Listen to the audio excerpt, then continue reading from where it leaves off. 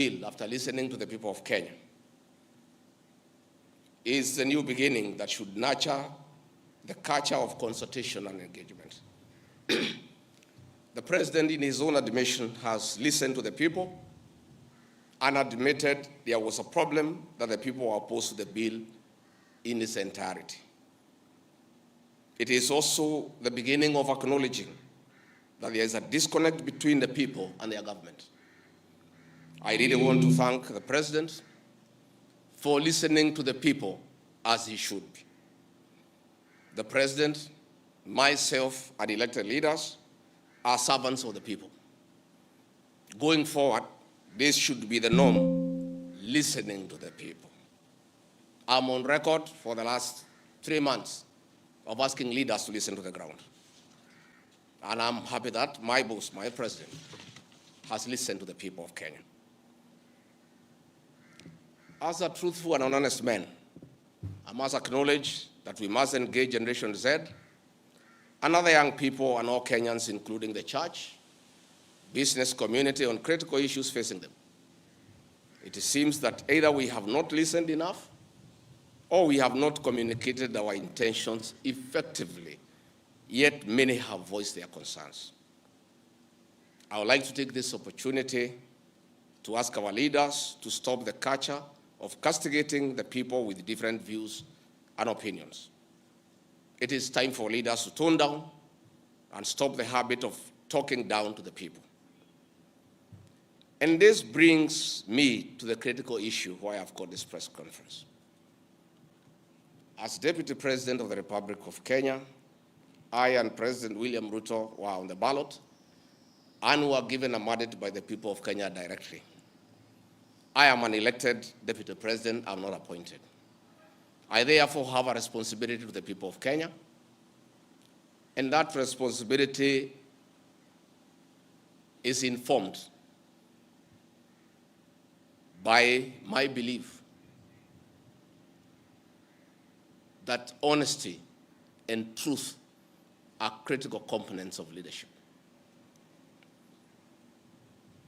We have lost lives, property destroyed, anarchy, fear,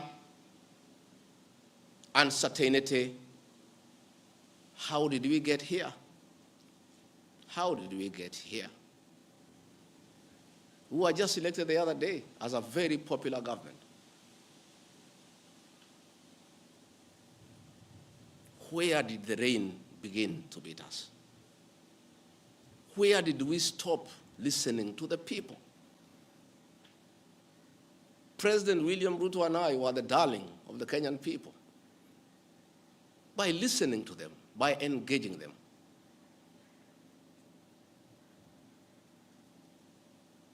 And as a government, we have established institutions to ensure we not only listen to Kenyans, but also genuinely understand their concerns.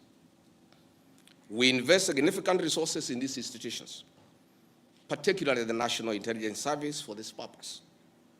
It is clear there has been a failure in the intelligence and advice we are receiving, particularly concerning crucial government policies.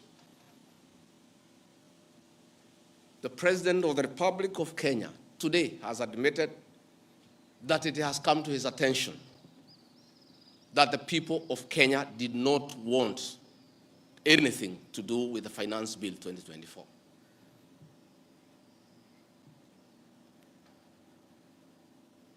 The President has now agreed that we need to listen to the people. And I sympathize with my boss, President William Ruto, because this information was not available to him. I know President William Ruto. Had he known 2 months ago that the people of Kenya did not want anything to do with the Finance Bill 2024, he would not have asked his parliamentary party to push it through. Yet, we have an organization paid by the public to give him and government such information. And that is where the problem is. We have a dysfunctional National Intelligence Service that has exposed the President, the government, and the people of Kenya.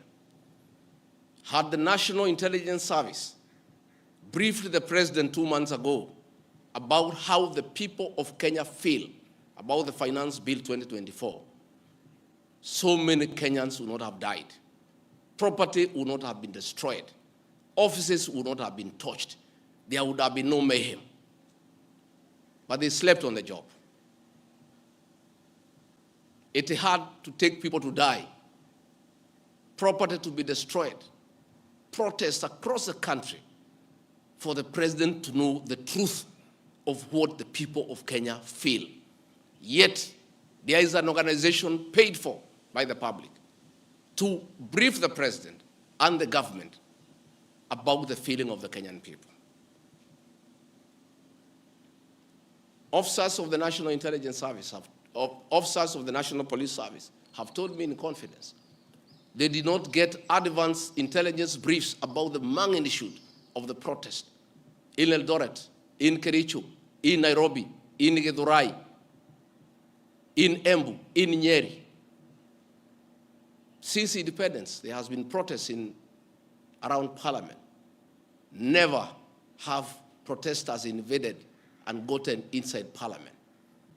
Senior officers have told me in confidence they did not have an advance intelligence brief about the intensity of the protests so that they prepare in advance. The National Intelligence Service slept on the job. And the problem is simple. The Director General of the National Intelligence Service, Noordin Haji, was a junior officer in the National Intelligence Service before he was appointed as DPP. When he was appointed to the office of the Director General, because of inferiority complex, he chased away all the people who were senior to him when he was in the service, therefore crippling the capacity of that service and making it dysfunctional. 3 directors were chased away and reassigned to desk jobs in ministries across government. 13 assistant directors, men and women with proven track record of intelligence collection and analysis, were removed from the National Intelligence Service, leaving a shell under a clueless Director General who has no capacity to run the organization. And that is why the security sector was caught off guard by the intensity, the anger of the Kenyan people, the agitation of the Kenyan people, the resilience of the Kenyan people. Had Noordin Haji done his job, we will not be where we are today. He has no capacity. He is out of the country most of the time on business trips. The country is on his own. My boss, President William Ruto, is exposed. That he has to back down and admit that he has hurt the people of Kenya. Yet this matter has been in public domain for the last 2 months. I want to say that Noordin Haji must take responsibility for the deaths that occurred. He must take responsibility for the mayhem. He must take responsibility for failing President William Ruto. He must take responsibility for failing the government of the Republic of Kenya. He must take responsibility for failing the Kenyan nation by not doing his job and advising correctly. And he must do the honorable thing, not just take responsibility, but resign from that office and allow the president to pick a competent Director General. I want to request President William Ruto to consider, as a matter of urgency, to recall the 3 directors who are removed from the service and the 13 assistant directors to come and help reconstruct the service and get sanity back to the National Intelligence Service to serve the president, the government, and the people of Kenya. President William Ruto deserves better. He deserves a Director General who knows what he's doing. He deserves a National Intelligence Service that is effective and that can analyze situations and keep him and the government informed on what is going on. It is embarrassing to me as Deputy President that it has taken protests, deaths, mayhem, destruction for the president to know the truth yet there is an organization charged with that responsibility. I have publicly stated that under this administration, Kenyans are free to criticize the government without fear of reprisal and state agencies. This was a promise made by both the President and I when we were sworn in. I want to call upon overzealous heads of security agencies not to be tempted to use the criminal justice system to manage politics. Let us manage politics the conventional way, through reaching out, consensus, and concurrence. I am informed that members of parliament who voted no have already been targeted by the National Intelligence Service for harassment for their political stand. This is a promise the President and I gave to the people of Kenya, that never again shall we use the criminal justice system to manage politics. I want to say that the President and I gave a categorical promise to the people of Kenya that the issue of abductions and extrajudicial killings will never happen again. Sadly, this is back. It is unbelievable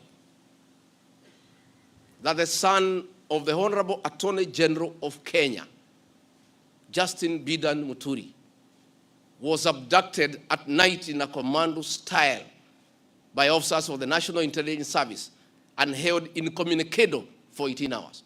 Yet, that is the Honorable Attorney General of the Republic of Kenya. What will happen to other Kenyans?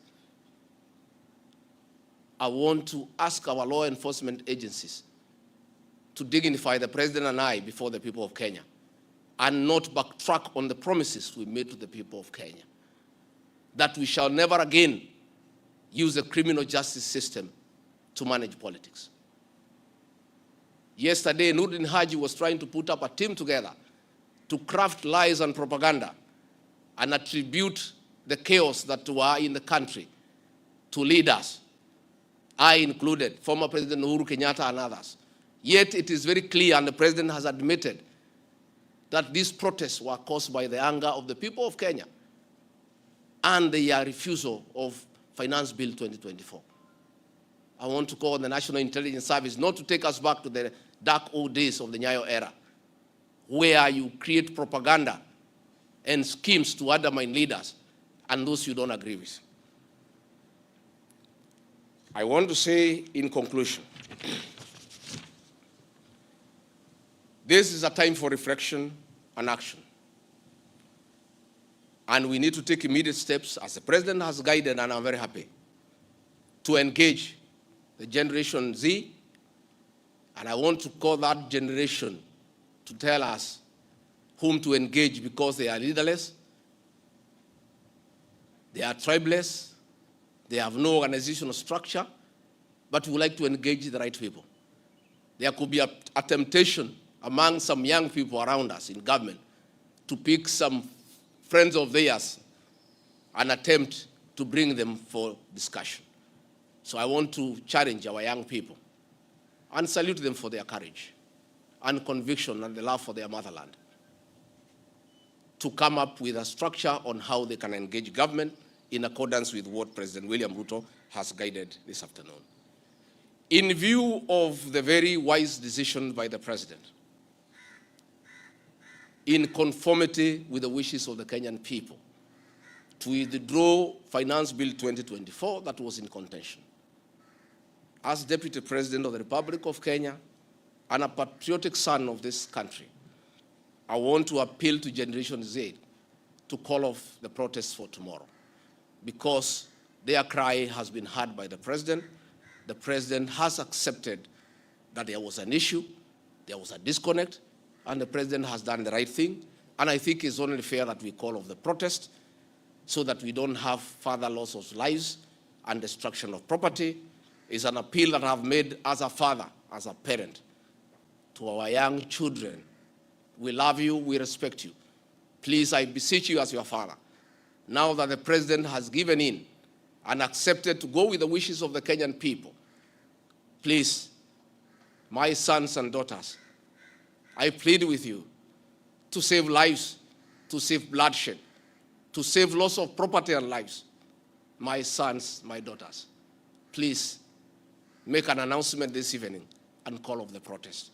And then we can begin the process of truthful engagement with the Kenyan people. We can begin an honest conversation on how to work on our country. Finally, I want to ask the President and our government to consider a plan on how to help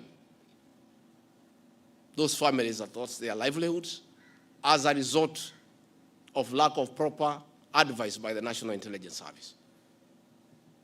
All these things happened because of government failure. It should never happen. Let us see how to compensate those families, those who are dead. We help those who are in hospital with bills, and we help to bury them. Again, I want to ask Kenyans not to punish members of parliament for the stand that they took. A government is formed by a political party. Once a government has a program in parliament and decides it is good for the people, members of parliament from that party must toe the line. I don't want you to punish our members of parliament. They just did what is right in terms of our political formation. Allow them to be. Allow them to support their government, because that's why they were elected as members of the government party. Let us not harass them. Let us not abuse them. Let us not attack their properties. They were just doing what the government wanted. And now that the government has decided to do the right thing, I think we should close that chapter. And if you have a problem with your member of parliament over this matter or any other matter, you will have an opportunity at the right time to punish that member of parliament or affirm he or her by re-electing him or her. And if we do that, it will be good for this country. Finally, I also want to ask the President to consider the issues of the demolitions of houses along Nairobi River. Houses that had approved building plans, built on land with title deed, were demolished, and only a compensation of 10,000 was given, which is unacceptable and unfair. Let us consider any landowner who had a genuine title, who had constructed a house that had been approved by the city authorities for compensation, because it's good to be fair. I really want to thank you and ask the people of Kenya to keep peace and to love one another. Now that this matter of Finance Bill 2024 has been settled, let us all go back to work. Let us be peaceful. Let us not be violent. Let us not talk at each other. Let's try to love one another. We have a beautiful country. We have no other country to run to. Let us not burn our country because of disagreements on issues. And I know as long as we keep on talking to each other, this country is going to places. As Deputy President and Principal Assistant to President William Ruto, again, I want to affirm to the people of Kenya that I will continue helping the President to discharge his duties in the management of the affairs of this country. I'll continue giving him proper and sound advice based on honesty and truth, because I'm the only Kenyan who took the Bible in Kasarani and swore before God and before man to advise President William Ruto. Many people have been very unhappy with me for saying things that are truthful, to a point of trying to isolate me because they didn't want me to say the truth. But I'll keep on saying the truth. I'll keep on being truthful and honest, because that